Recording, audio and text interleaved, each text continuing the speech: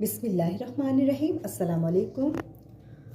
आज मैं नाज़रीन के लिए सूरह वाक़िया का बहुत ही ख़ास अमल लेकर आई हूँ। बहुत ही मुजरब अमल है। हज़रत अनस रज़ी अल्लाह ताला अन्हा फरमाते हैं कि नबी करीम सल्लल्लाहु अलैहि वसल्लम ने सूरह वाक़िया को जो है दौलत वाली सूरत करार दिया है। इसे खुद भी पढ़ो और फरमाया है कि अपनी औलाद को भी याद करवाएं।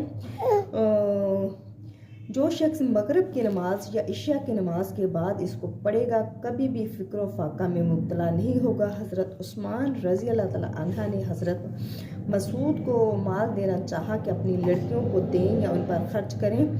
हज़रत इब्ने मसूद ने फरमाया क्या आप उनके फ़िक्र व फाका का खौफ करते हैं? हालांकि मैंने उनको सूरह वाक़िया याद करवा दी है, क्योंकि मैंने नबी करीम सल्लल्लाहु अलैहि वसल्लम को ये फरमाते हुए सुना है कि हुज़ूर पाक सल्लल्लाहु अलैहि वसल्लम ने फरमाया है, जो शख्स सूरह वाक़िया को हर रात पढ़ता है इससे कभी भी फ़िक्र व फाका का सामना नहीं होगा। माल दौलत में बरकत पैदा होगी, रिज़्क़ में जो है बरकत पैदा होगी और इसके बेहद जो है फ़ज़ाइल हैं, बरक़ात हैं। इंतहाई बरकत वाली रहमत वाली ये सूरा है।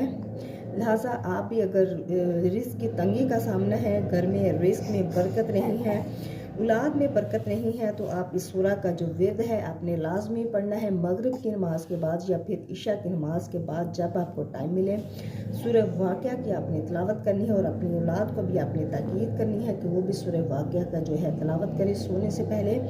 इंशाअल्लाह ताला घर में ऐसी बरकत पैदा होगी, कभी भी रिज़्क़ की तंगी का सामना नहीं होगा, कभी भी मुश्किलात नहीं होंगी। अल्लाह पाक कारोबार में रिज़्क़ में बरकत पैदा करेंगे। हर तरह के अल्लाह पाक आपके लिए वसाइल पैदा करेंगे। लिहाजा आप इस अमल को लाजमी करें। चैनल पर नए हैं तो प्लीज़ चैनल को सब्सक्राइब कर दें। जज़ाकल्लाह।